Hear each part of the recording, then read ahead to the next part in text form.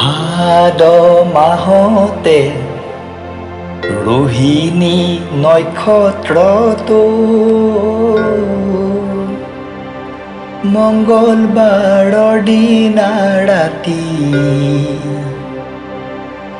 কলমৌ পাততে গোসাঁয়ো পূজিলে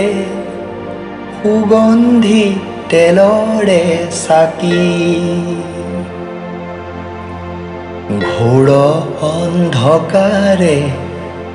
শিলে বৰশিলে নুশুনি প্ৰজাৰ মাত পালি পহৰীয়া সবে নিদ্ৰা গলে উপজিলে জগন্নাথ